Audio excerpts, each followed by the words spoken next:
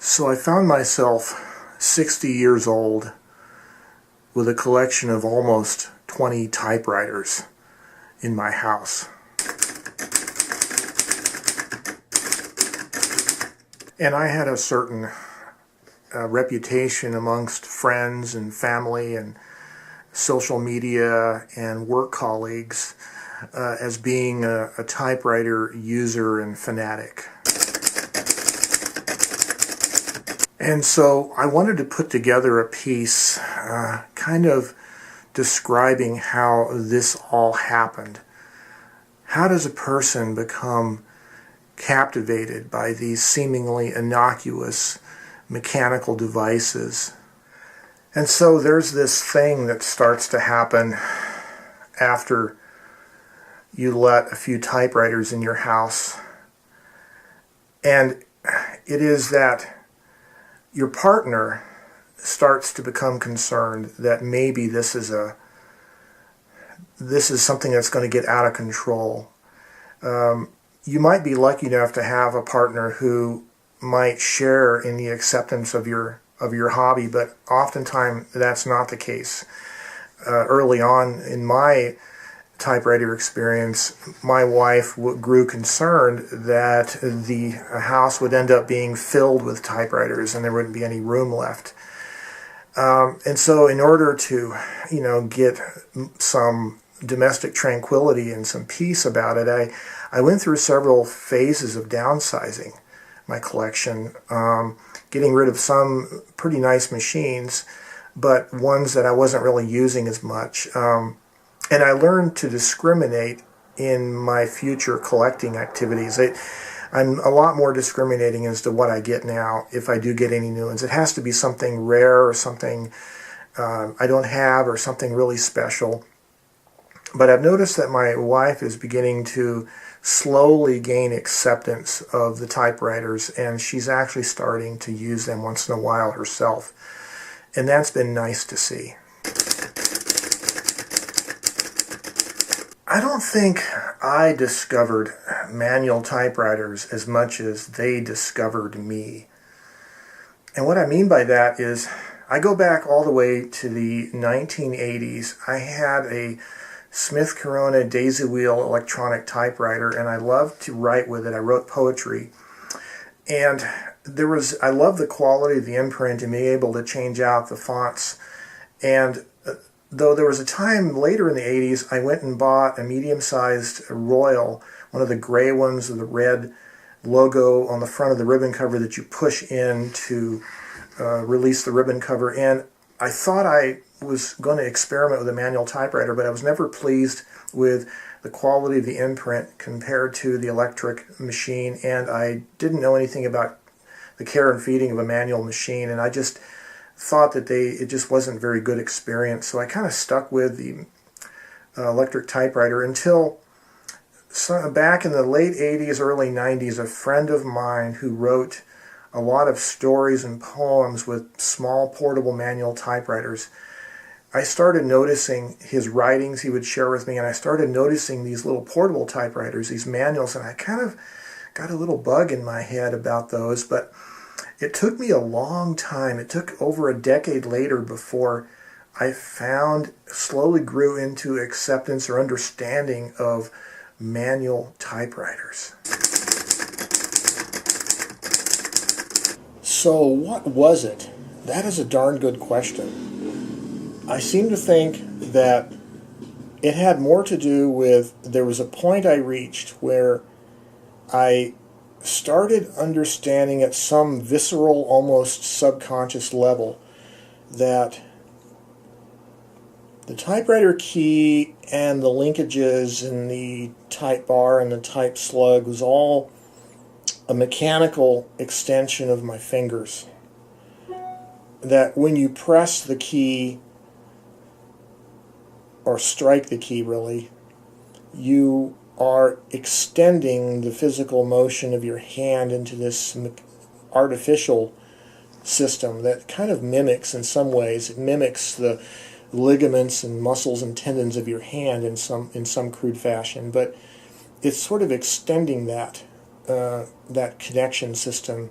So it becomes cybernetic. And I use the word cybernetic in the sense of a melding of human biology and artificial mechanics.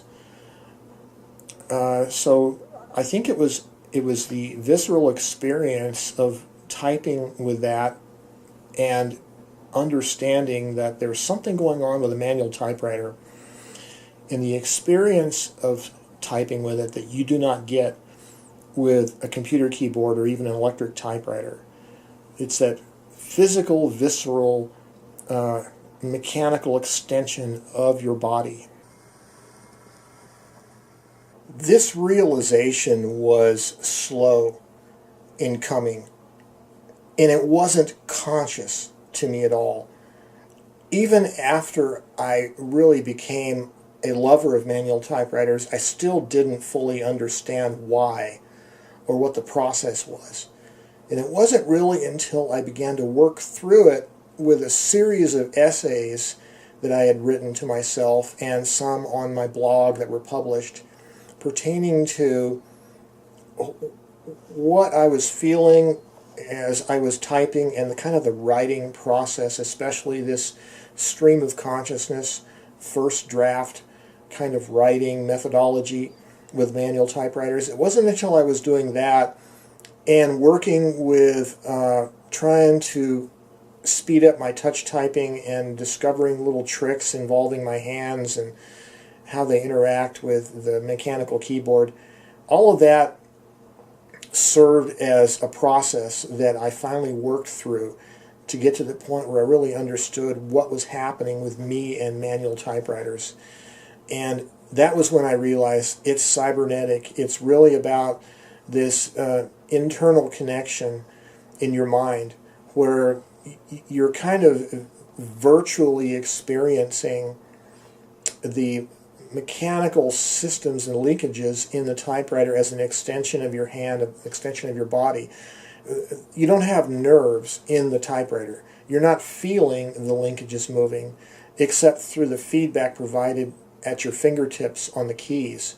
But nevertheless, that feedback is direct and it's there, and you can feel that feedback completely throughout the entire stroke of the finger upon the key. And that was the point where I realized that that is what manual typewriters offer that other forms of mechanized writing don't, is that cybernetic mechanical connectedness. Yeah, this issue of the speed and efficiency and ease of typing with manual typewriters versus computer keyboards or whatever, or maybe just the opposite, the difficulty of it with manual typewriters. This whole issue, I think, is overblown, or it's at least not looking in the right direction. I think what's happening is if you were transcribing a document into a word processing program, you want to be able to transcribe that as rapidly as possible, as efficiently as possible with your touch typing skills. And so you're going to have a document holder situating the document next to your screen, and you're going to be having this nice, slick little computer keyboard that operates as efficiently as possible, and your finger is going to be flying on the keys, and you're going to input the data as quick as possible. But that's not what writing is. And see, people miss this because in the heyday of the manual typewriter as a business tool, it was used in office environments for that kind of thing, transcribing written notes into printed documents, like via shorthand or whatever. So it was really a transcription tool. But now in the post-manual typewriter era, manual typewriters become a kind of an alternative writing tool for creative people. It's a creative writing tool, and no longer is the necessity of mechanically efficient speed a real question, because the thing with the writing process is usually the limitation is not the speed of one's fingers, the limitation is the speed of thought up here. It's being able to think fast enough and clearly enough and getting all the things organized in your mind before you set the words down on paper. And so the bottleneck in that whole process isn't the keyboard, isn't the fingers anymore. It's thinking. And that's the bottleneck, is what goes on between your ears. And so the efficiency or lack or seeming lack of efficiency of manual typewriters is no longer an issue when it's used for creative writing. And neither do I think is the issue with the ease or the difficulty of pressing the keys. Because I think the increased amount of effort and energy required to operate a manual typewriter properly is causing you to purposefully expend more energy. It's raising the energy level of your body. And that raises your activity level, raises your mind's awareness.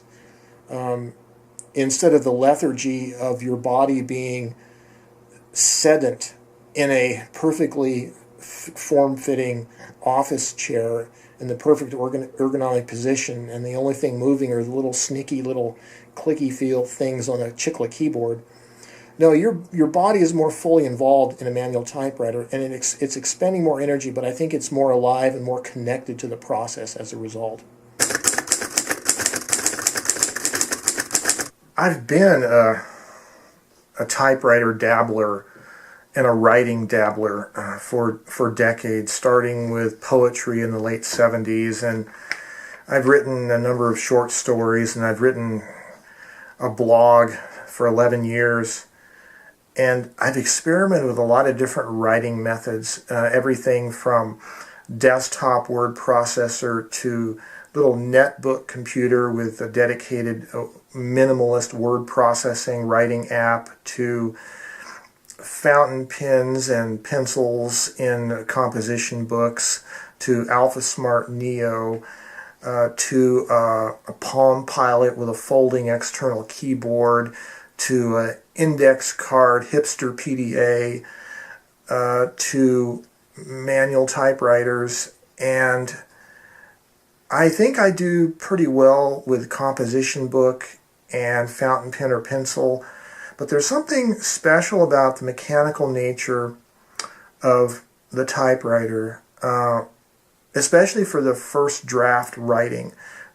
This stream of consciousness writing at the very start of the creative process, where you want to get it fixed so that you can write nonstop. I find what helps for me is a machine that is reliable mechanically, that has 12 characters per inch, so I can get more words on each line before I have to stop and do a carriage return.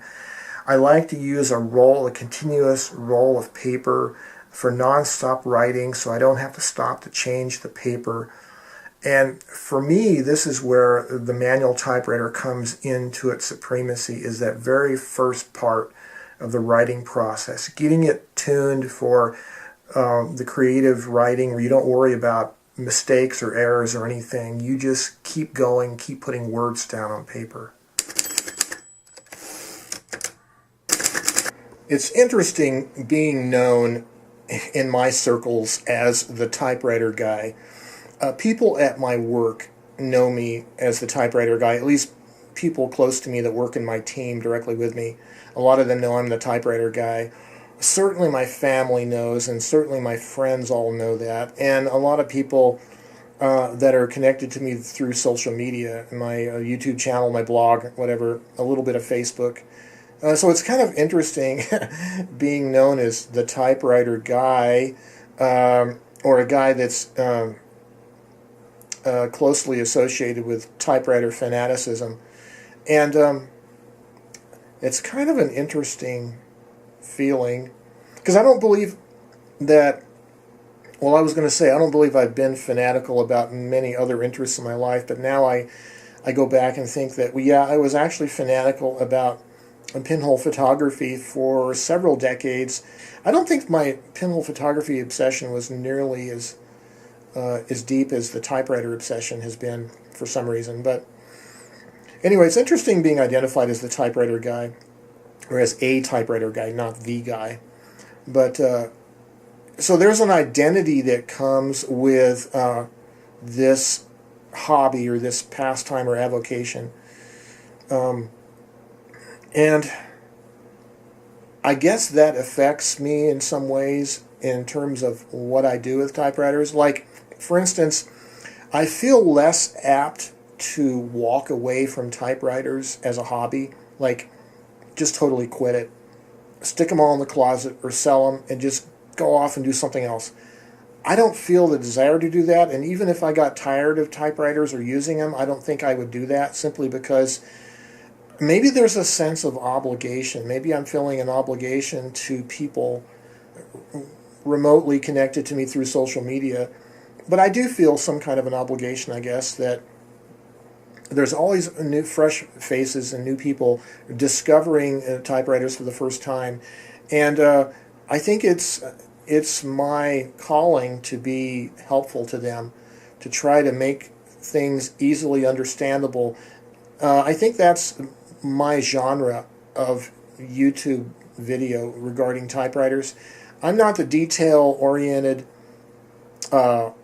expert that's been repairing typewriters for half a century, for instance. I'm only been in it for less than a decade, maybe, or about a decade. I don't know everything. I haven't done everything. So really, I'm more of a guy that's just trying to facilitate newcomers and beginners into this avocation, into this creative potential that is writing and creating with mechanical writing devices. Well, I keep thinking, wondering whether eventually I'm going to find another interest, something that passionately possesses me in deep ways, like the way manual typewriters do now, which I believe is probably deeper than my experience with pinhole photography. But I wonder if there's a progression, that maybe there's some other interest I'll find that will captivate me more so than typewriters. And it's not that I lose interest in typewriters, it's simply that I only have so much time. And it may be that my time will be spent on something else, the interest of which it just holds me. And so that's possible, but I don't know what that would be.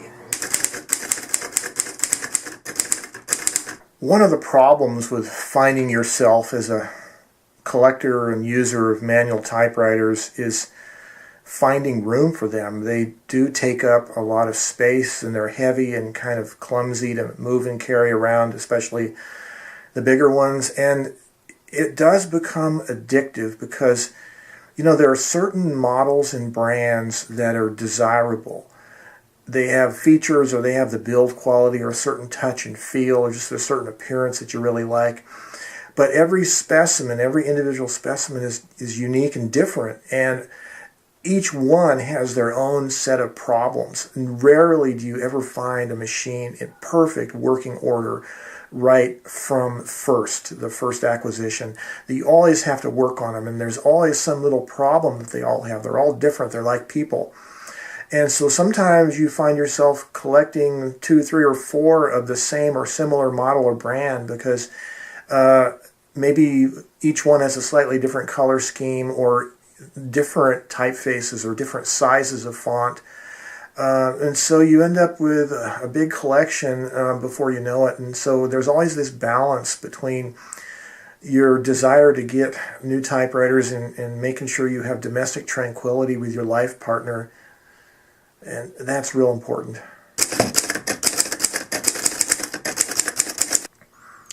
You know, I've wondered at times whether this typewriter revival is permanent or not, or if it's just a temporary fad. And I can't help but thinking it's looking at this point like it is an ongoing thing. And I think it's only really limited by our ability to keep the finite number of machines out there in the world running. That's the real challenge, I think.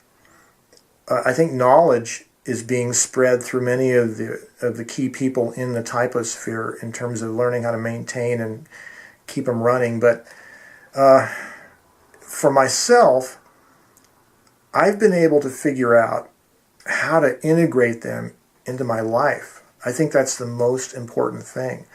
How to achieve a sense of balance in my life between my desire to just keep hoarding typewriters and having a peaceful coexistence with my family. And I found what helps is just to establish ground rules ahead of time for my own personal criteria for how I'm going to collect and how many I'm going to collect and how I'm going to use them, and for establishing a personal discipline around that. And I also find it extremely important to learn to use them for actual writing, for serious writing, and learn to integrate typewriters into your own personal writing process. And I think that's what I've been able to do. And as long as I'm able to continue maintaining this balance and integrating them into my life in a peaceful way, I look forward to remaining a lifelong typist.